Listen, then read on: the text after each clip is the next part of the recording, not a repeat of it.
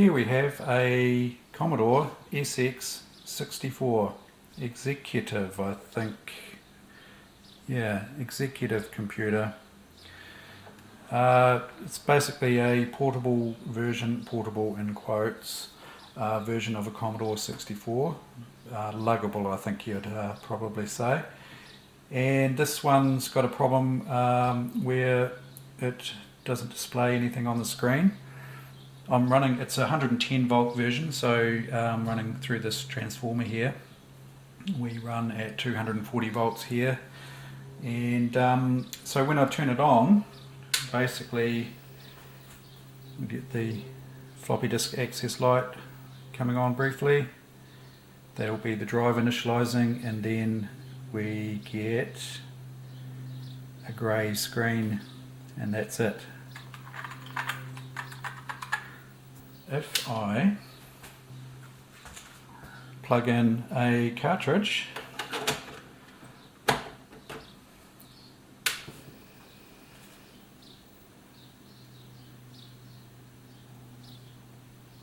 appears to be working. So I'm going to take the machine, it was working properly, it just stopped all of a sudden.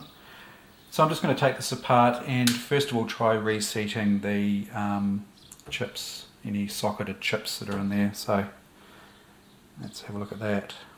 So around the back of the machine here we've got two screws here that hold the side panel, little grating on here, that should just slide back. And then there's also two screws here. Do they release the panel? I'm not sure about that. And also you've got another 6 screws down here.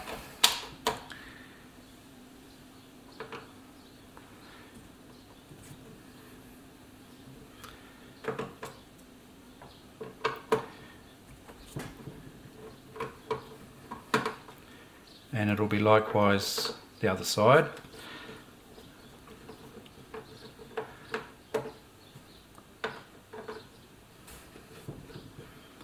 So I'm guessing this machine would be an NTSC version, considering that it's 110 volt. I would say it's probably come from America, I would guess. This one off.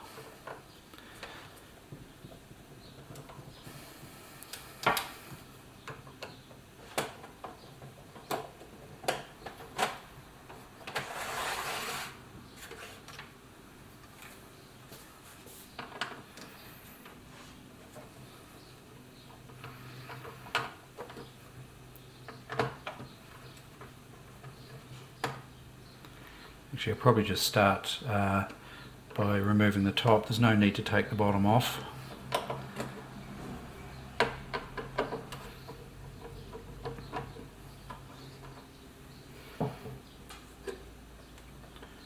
Do these, looks like these may have to come out as well.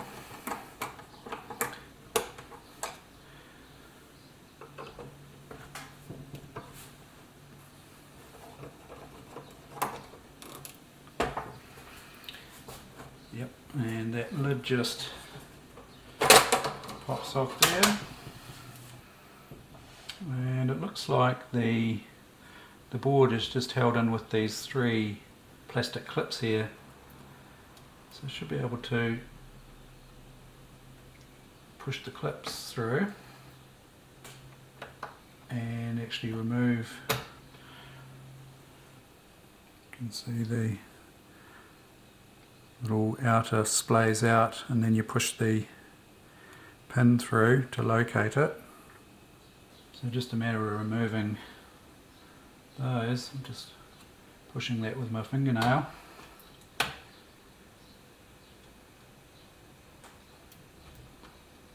The pin actually came out, that one. Left the little locator behind, so remove that locator.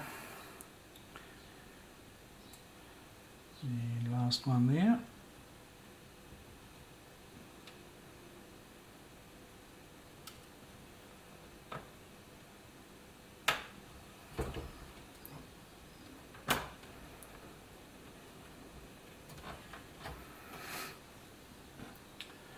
Remove these.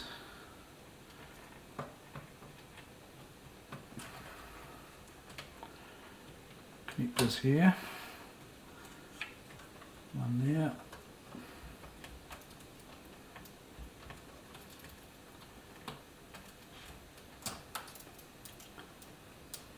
That one's fairly tight. And should, oh yes, this daughter board here. Yeah, I think that just pulls back. There's another little pin locator up here.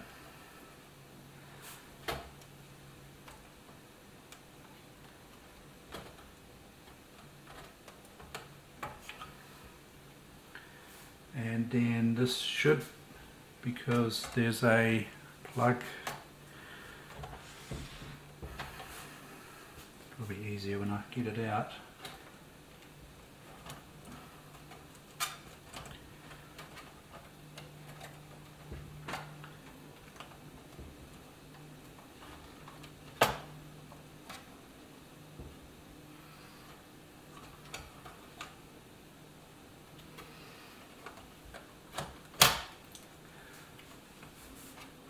So I'm just pulling this card in this direction and that unplugs it from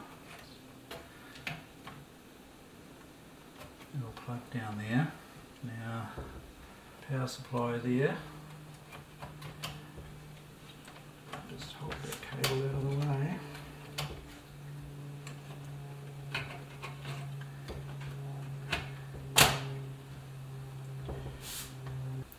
Problem I have at the moment is there's a power supply lead that's catching on another bunch of wires there, and I'm just wondering whether it might be actually easier to remove this back panel. So take these two screws out the bottom on the back here. So I'm just removing these two screws at the bottom here on the rear panel. I'm kind of hoping that, so that's going to make things a lot easier. And now I should be able to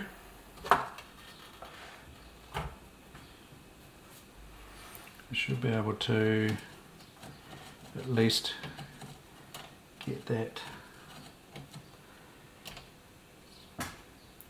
up a little bit further.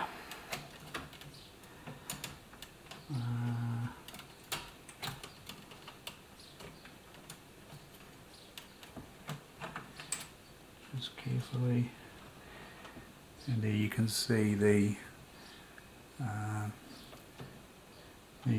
power to the board there.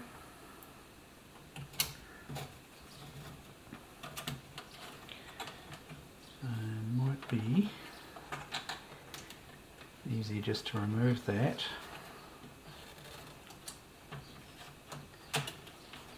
Carefully.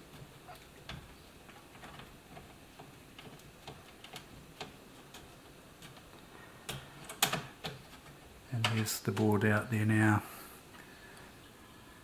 So I've got this little chip puller here. You probably don't need to completely remove the chips and put them back in. I think probably just, you know, pressing down on them should probably do the trick, but I might just get that those chips out.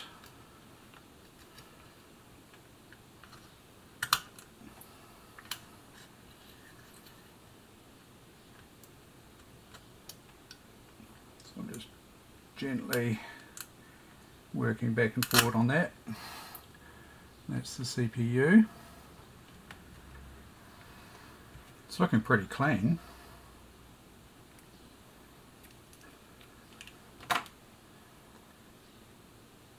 Yeah, looking pretty good.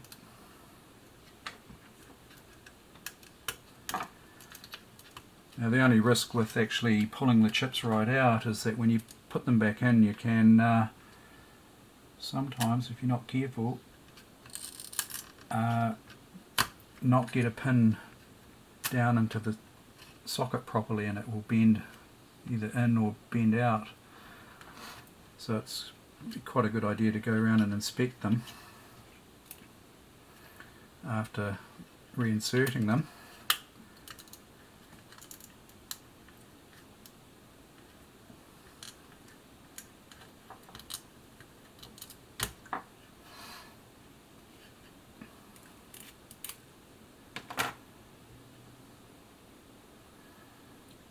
And also making sure to put them back in the same way they came out. But you probably could get away with just partially removing. You can see that this chip's actually shorter than the socket, so there's two spare pin sockets out this end here. So obviously you want to be careful, you know, taking note of that, not to put that back in the wrong place. But yeah, that one's actually quite loose.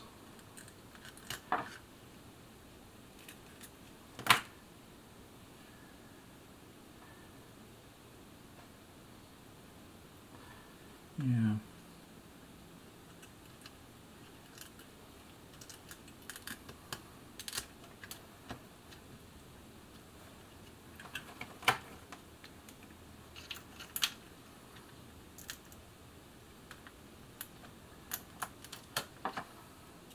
That one wasn't overly tight either, but certainly tighter than this one.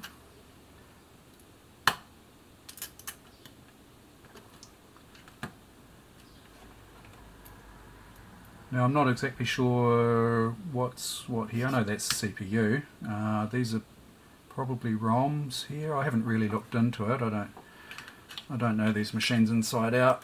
I'm fairly new to Commodore, so I'm learning as I go. And I'm guessing that one of these might be the PLA, or yeah, I don't know. I'm just going to reseat these for a start, and then if I need to do more troubleshooting after that, I'll be looking further at what's what. But at this stage, I'm hoping that this will do the trick. And the other thing I'm going to do is apply heat sinks to some of these chips as well. Some of them do get hot apparently. Now that one's got a heatsink attached. Can I slide that out? Carefully. There's a bit of heatsink compound on there. I'll try not to rub that off. I do have more, but I'll probably get away without having to do anything there. Having to apply more.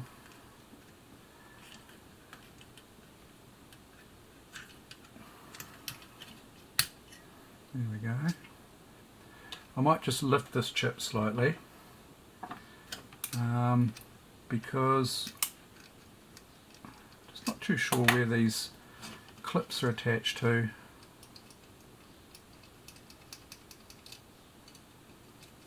I'm tempted just to push that back in and get the heatsink back on there.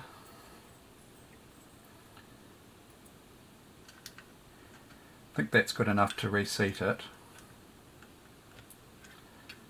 Slide that back on.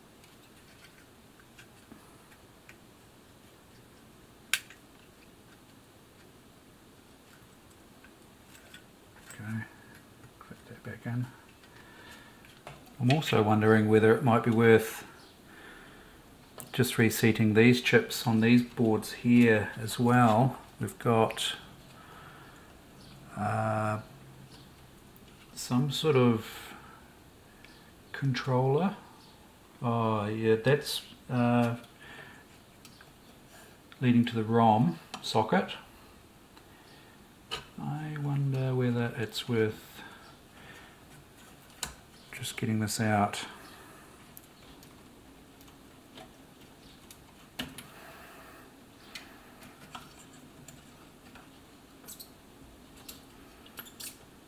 I might not pull it right out. There's two big dip chips on the back here. I'm just going to give those a good press. They're creaking, which indicates that they're seating back in to the socket a bit further.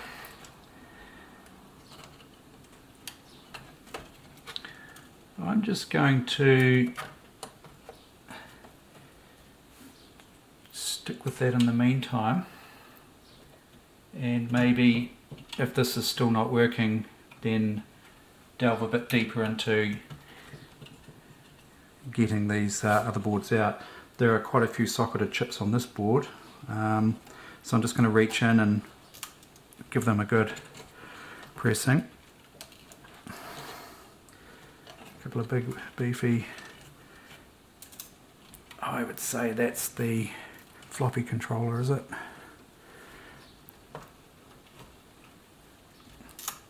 Yeah, there's quite a bit of creaking of socketed chips going on there when I press them. I'd say that's the floppy disk controller, so I'm probably not really needing to do that. Okay, let's get the main board back in here. Connect the power.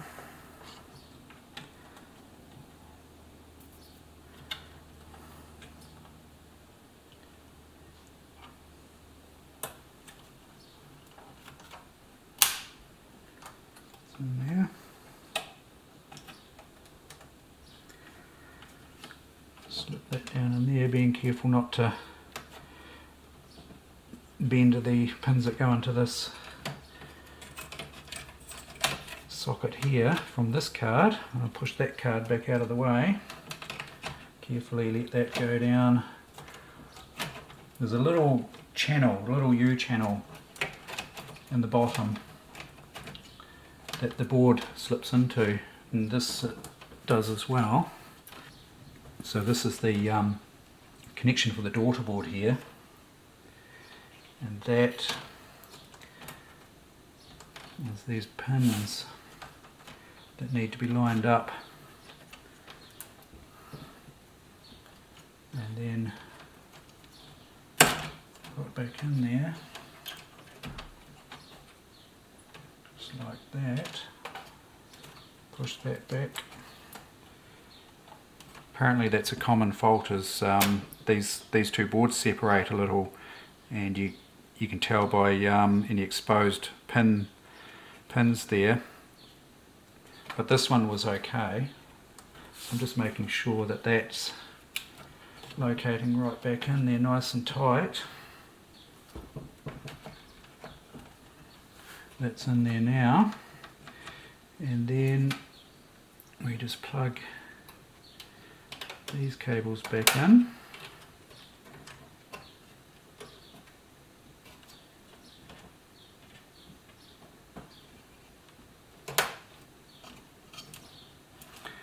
Everything looks okay there.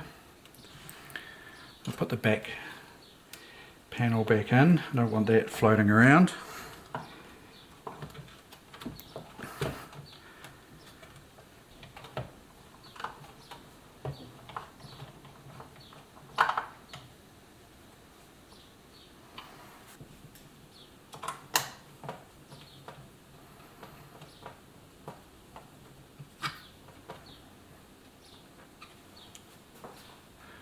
Let's see how we go now.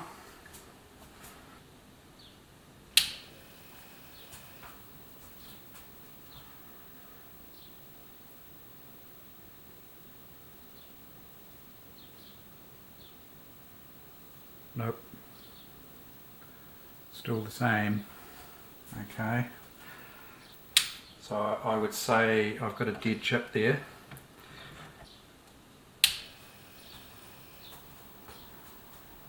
Just inserted a ROM. Yep. Okay, yeah. So just a matter of tracking down the dead chip. I've got some spares, I think, from Commodore 64Cs, and I think, yeah, so I'll just look into what chips are interchangeable between the standard Commodore 64 and or the Commodore 64C to see whether I can substitute some parts there. I do have this dead test cartridge for Commodore 64, also compatible with the SX-64. See what we get.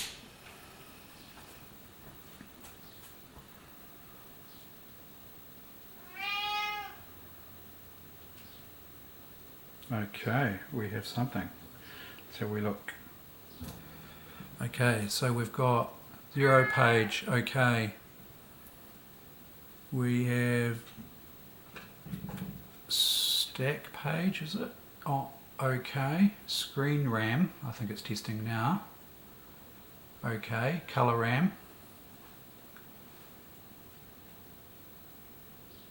I know I've got a problem with the C64C with the color RAM. It's picked up a problem with it.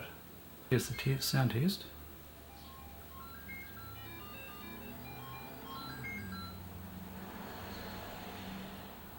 It's actually passed all tests.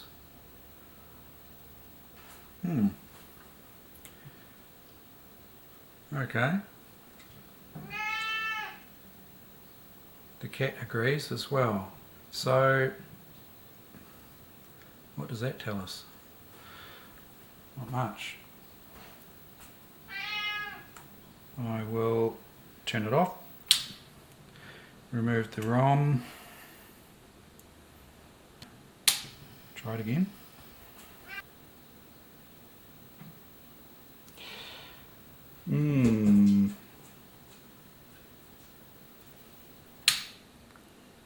Yeah, there's something there. Floppy drives initializing.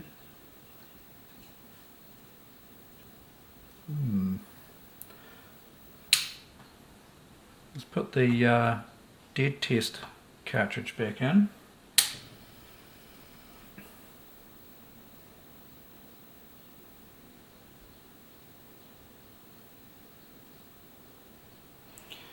Okay. Does that indicate that I've got a problem with one of the ROMs? I don't know. If anyone would care to comment as to what the problem could be there, I'll do a little bit of research online and see what I come up with. And that's, yeah, it's interesting too that the game loads as well.